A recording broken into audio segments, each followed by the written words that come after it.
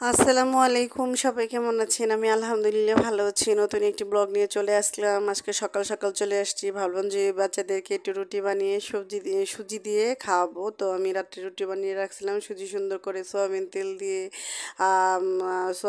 ডালচিনি এলাচ দিয়ে সুন্দর করে সুজিটাকে ভেজে নিলাম। এখন আমি পানি ঢেলে দিব, এর মধ্যে গুঁড়া দুধ ব্যবহার করব, একটা 20 টাকা দামের। আপনারা চাইলে অপশনাল গুঁড়া দুধ ব্যবহার করতেও পারেন, না করতে পারেন। চিনি আপনাদের প্রয়োজন মতো স্বাদ মতো দিয়ে নেবেন, হালকা একটু লবণ দিয়ে নিলাম। তো আলহামদুলিল্লাহ, যে সকালবেলা উঠলাম, ফ্রেশ একটা সকাল দেখলাম, রৌদ্র চলচল করতেছে।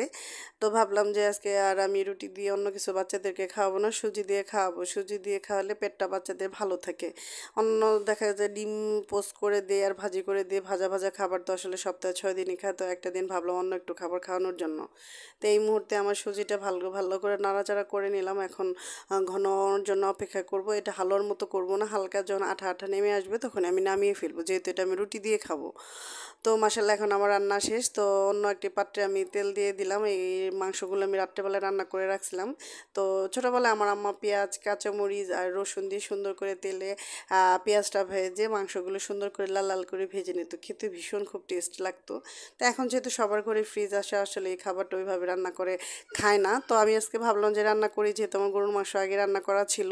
মাংসগুলো উঠে আমি পেঁয়াজ কাঁচামরিচ দিয়ে ভালোভাবে লাল লাল যখন হয়ে আসলো, তখন আমি নামিয়ে ফেললাম। তো খেতে অসম্ভব জুসি এবং খুব টেস্টি একটা খাবার লাগছে।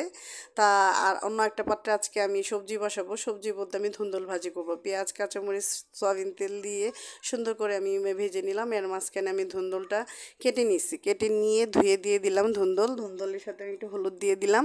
দিয়ে আমি হালকা 5 মিনিট একটু ঢেকে রাখবো, 5 না 2-3 মিনিট ঢেকে রাখবো। কারণ 2-3 মিনিট ঢেকে রাখলে আমার কাছে মনে হয় একটু হালকা সিদ্ধ হয়ে আসে। এমনি তো বেশিক্ষণ ঢেকে রাখলে এটাতে পানি চলে আসে। অলরেডি আমার এই যে ঢাকনা দিয়ে ঢেকে রাখার কারণে একটু পানি চলে আসছিলো। তো আমি পানি শুকানোর অবস্থানে রয়ে গেছি, যে পানি শুকিয়ে আসলে সুন্দর করে আমি ভেজে নিতে নামিয়ে পরিবেশন করব।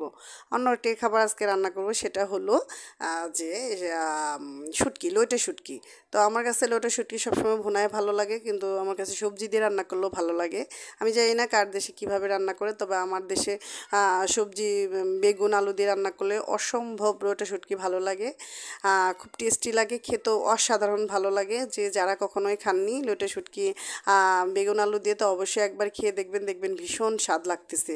তো আমি সুন্দর করে শুটকিটা ভালোভাবে কেটে বেছে ধুয়ে নিয়েছি। এখানে পেঁয়াজ আর রসুন, বেশি করে রসুন আর পেঁয়াজ দিয়ে আমি সুন্দর করে ভেজে নিব।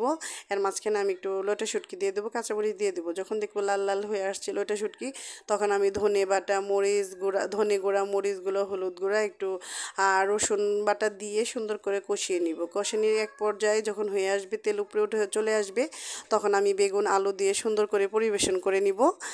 দেখবেন খেতেও ভালো লাগতেছে এবং খুব টেস্টি একটা খাবার। তো সবাই ভালো থাকবেন, চ্যানেলটি সাবস্ক্রাইব করবেন। আমার ভিডিও ভালো লাগলে অবশ্যই আপনারা লাইক কমেন্ট করবেন, বেশি বেশি করে শেয়ার করে দিবেন। আপনারাও ভালো থাকবেন আর আমার জন্য বেশি বেশি দোয়া করবেন।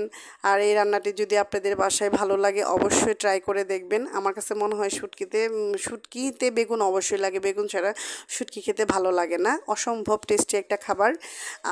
তো এই জন্যে আপনাদের সাথে শেয়ার করলাম। তো ভাবলাম আজকে ব্লগটা ছোট্ট সহকারে আপনাদের সাথে একটু শেয়ার করি, যে সারাদিন আমি কি করলাম কি না করলাম।